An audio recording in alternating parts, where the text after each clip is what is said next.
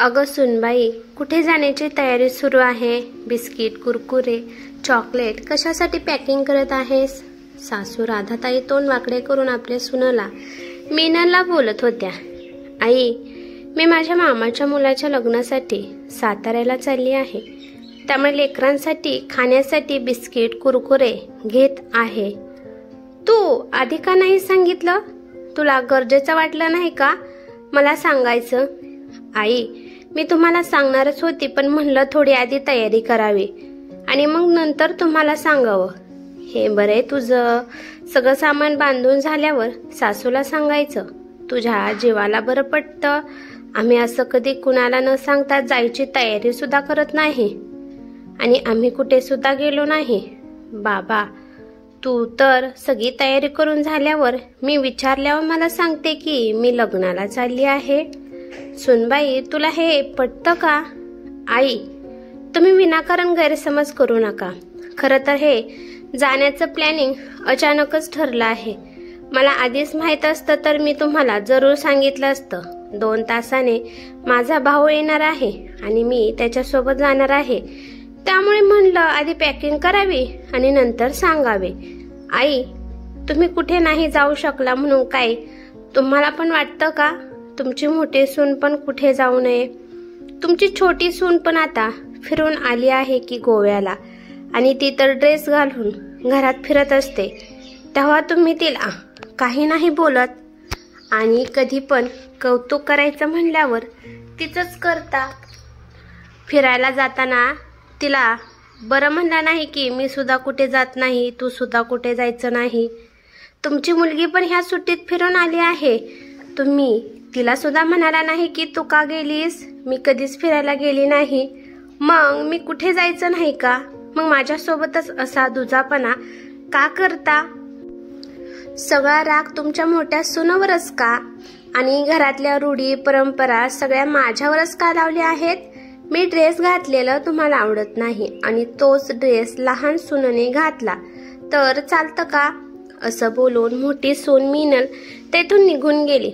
सासूबाईला आपली मोठी सून खरी बोलली आहे हे पाहून त्यांच्या तोंडातून एक शब्द सुद्धा निघत नव्हता.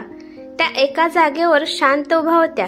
नंतर तिचा नवरा प्रशांत आला आणि तिला म्हणाला की कुठे जायची तुझी तयारी सुरू आहे? आणि घरात आपल्या तुझी नणंद पण आली आहे.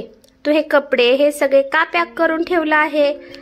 आज मीनलचा नवरा ऑफिसमधून लवकर आला होता. तिला कळाले की नक्कीच सासूबाईंनी फोन करून यांचे कान भरले असतील. त्यामुळेच आज लवकर येऊन मला जाब विचारत आहे. मी साताऱ्याला चालली आहे. माझ्या मामाच्या मुलाचे लग्न आहे. अगं पण तुझी सासू आणि नणंद काय म्हणेल? काही नाही म्हणणार. मी त्यांना आधी सांगून ठेवलं आहे. पण तू मला पहिले सांगू शकत होती की? तुला हे गरजेचं वाटलं नाही का मला सांगणं? 5 दिवसांनी आपल्या लग्नाचा वाढदिवस आहे.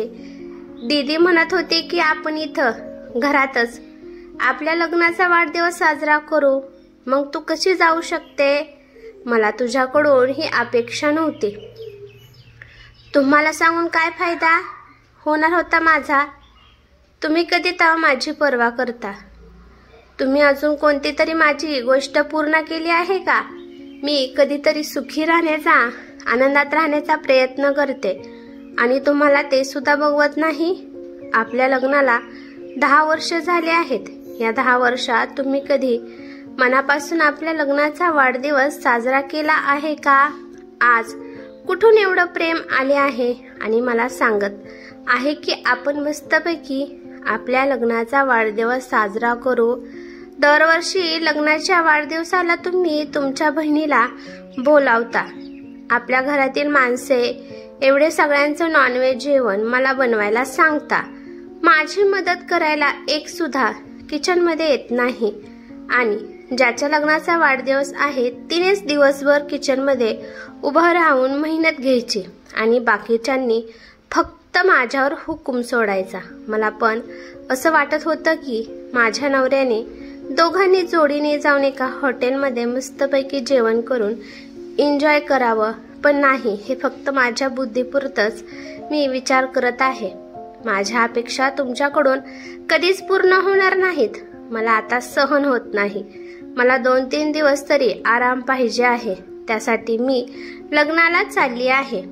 आपल्या लग्नाच्या वाढदिवसाला तुम्ही दरवर्षी तुमच्या फॅमिली बरोबर जेवणच करत होता की मी फक्त तुम्हाला जेवण वाढवण्यासाठी हवी होती. ह्यावेळेस मी असली काय आणि नसली काय, तुम्हाला फरक काय पडणार आहे? मला आता संधी भेटली आहे घरातून बाहेर जाण्याची, तर मला लग्नाला जाऊ द्या आणि नंतर मी माझ्या माहेरी जाणार आहे आणि तिथे गेल्यानंतर मी मस्तपैकी भावासोबत आईसोबत फिरायला जाणार आहे आणि पैशाचं टेन्शन घेऊ नका. माझा भाऊ म्हणाला आहे की मी माझ्या पैशातून तुला फिरवीन, त्यामुळे पैशाचं टेन्शन तुम्ही घेऊ नका. प्रशांत मीनलचं बोलणं ऐकून शांत एका जागेवर बसला. त्याला वाटलं नव्हतं की आपली एवढी गरीब बायको आज रुद्र अवतार घेईल. त्याला मीनलकडून हे बोलणं अपेक्षित नव्हतं, पण कुठे ना कुठे त्याची चूक आहे हे त्याला समजले. 10 वर्षापूर्वी त्या दोघांचं लग्न झालं होतं. तेव्हा प्रशांतने मीनलला सांगितलं होतं की तू फक्त घरदार आणि माझ्या आईला सांभाळायचं आणि तिची काळजी घ्यायची, कारण का माझ्या आईला दुसरं कोणी काळजी घेणारं नाहीये. वडील पण कधीच त्याचे वारले होते. माझ्या आईचं मन दुखेल असं तिला कधीच बोलू नकोस. आपल्या नवऱ्याचं बोलणं मीनलने सुद्धा मान्य केलं, पण मीनलला माहित नव्हतं की दुसऱ्यांची काळजी करता करता आपल्याकडे दुर्लक्ष होत आहे आणि कोणाला सुद्धा तिची पर्वा नाही. हळूहळू सगळ्यांचे खरे चेहरे कळायला लागले. सासू सुद्धा जेव्हापासून मीनलचं लग्न झालं तेव्हापासून सासूने कधीच तिला आपल्या घरातली एक सदस्य आहे असं समजलं नाही. त्यांना तर वाटायचं की ही कोणी बाहेरचीच व्यक्ती आहे. सासूचं मीनल बद्दलचं वागणं पाहून तिची लहान जाऊ, नणंद, नवरा आणि दीर सुद्धा तिला तशीच वागणूक देत होते. मीनलने स्वतःला होणारा त्रास तर सहन केला, परंतु तिच्या लेकरांना सुद्धा आता त्रास होऊ लागला. त्यामुळे आता तिला सहन झालं नाही आणि ती बोलू लागली. तेव्हापासून मीनल वाईट सून आणि असंस्कारी वाटू लागले. तेव्हापासून घरातील माणसांना जसं वाटेल तसं तिच्याकडून काम करून घेता येत नव्हतं.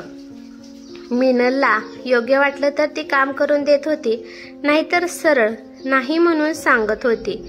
कोणी तिला तोंडावर बोलण्याची हिंमत करत नव्हता, परंतु पाठीमागे तिच्या नावाचे सगळेच खडे फोडत होते. मीनल आणि तिचा नवरा लग्न झाल्यावर हनीमूनसाठी गोव्याला जाणार होते. तेव्हा पण सासूबाईंनी मुद्दाम तब्येत खराब आहे म्हणून त्यांना जाऊन दिलं नाही. मीनलला कधीच कुठे जाऊन देत नव्हते. मीनल गेल्यावर घरातली कामे कोण करणार या कारणामुळे तिला कुठे जाऊन देत नव्हते. मीनलला कसं तरी वर्षातून एकदा माहेरी जाण्यासाठी चान्स मिळत होता आणि तो चान्स सुद्धा नणंद घरी आली की तिला जाऊन देत नव्हते. या गोष्टीवर सुद्धा मीनलच्या नवऱ्याने मीनलची साथ दिली नाही. तिचा नवरा प्रशांत आईचा आज्ञाकारी मुलगा होता. जे आई सांगन ती पूर्व दिशा, त्यामुळे आई जसं सांगेन तसं त्यांचा श्रवणकुमार म्हणजेच प्रशांत करत होता. त्यामुळे मीनलच्या अपेक्षेचा भंग व्हायचा. माहेरच्या कडील कोणाचं लग्न असेल तरी तिला जाऊन देत नव्हते. आता मीनलला जसं तिला वाटेल तसं वागण्याचा तिने विचार केला. बिनधास्त ती आता माहेरी जाऊन राहण्याचा विचार करते. जे वाटेल ते करते. तिला आता सगळं सहन होत नाही. खूप घुसमड होत होती.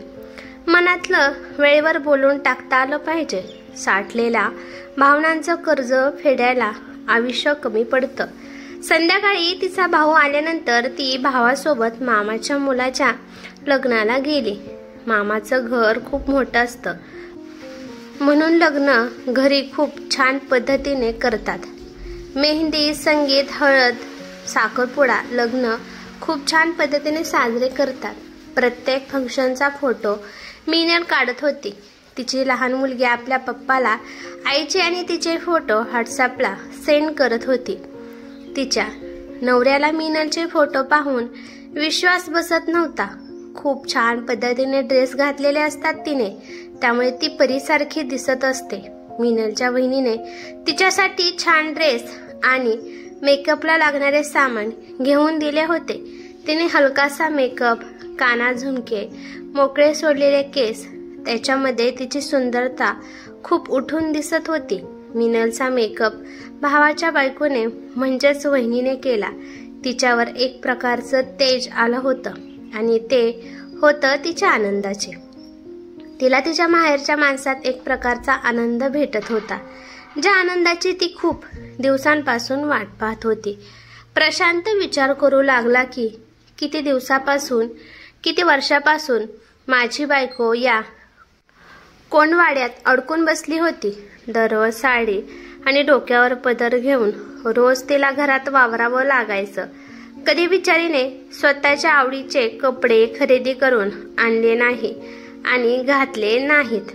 आई जी साड्या देईल तेच साड्या घालायची बिचारी। प्रशांत विचार करून इमोशनल झाला।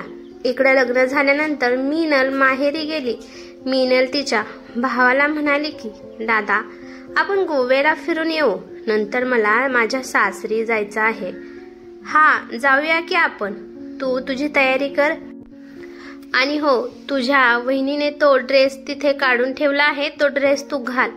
तुझ्या वहिनीने खास तुझ्यासाठी तो ड्रेस आणि मॅचिंग सोन्याचा सेट आणला आहे।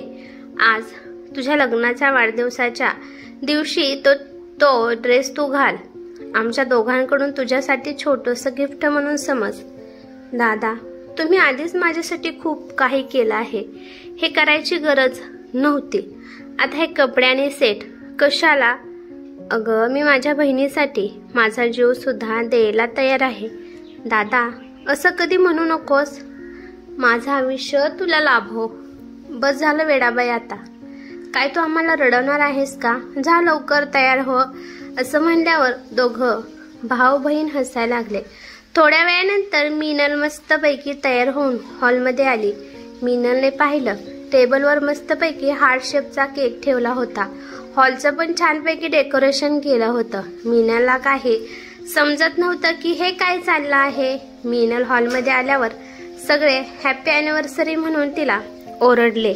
मीनलच्या पाठीमागून तिचा नवरा आला आणि प्रशांतला पाहून मीनल खूप खुश झाली आणि ती म्हणाली की तुम्ही इथं कसं काय आला?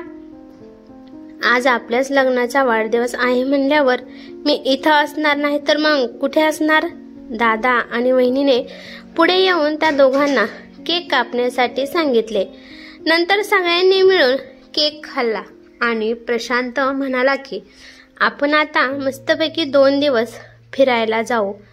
अहो पण मुलं? तोपर्यंत दादा वहिनी म्हणाले की आम्ही मुलं सांभाळायला समर्थ आहोत, तुम्ही मस्तपैकी तुमच्या आयुष्य एन्जॉय करा।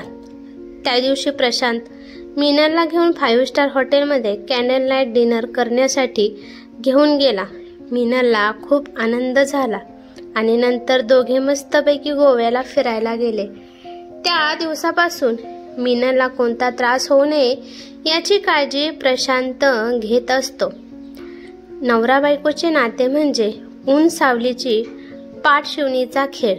कधी रुसवा, कधी फुगवा, तर कधी खळखळून वाहणारा हास्यांचा धबधबा। त्यामुळे या प्रेमात अनेकदा शब्दांचा वापर होतोच किंवा हे प्रेम शब्दात व्यक्त करता येतच असे नाही। कथा आवडल्यास लाईक, शेअर करा आणि अशाच नवनवीन कथा ऐकण्यासाठी चॅनलवरती नवीन असाल तर चॅनलला सबस्क्राईब करायला विसरू नका। धन्यवाद।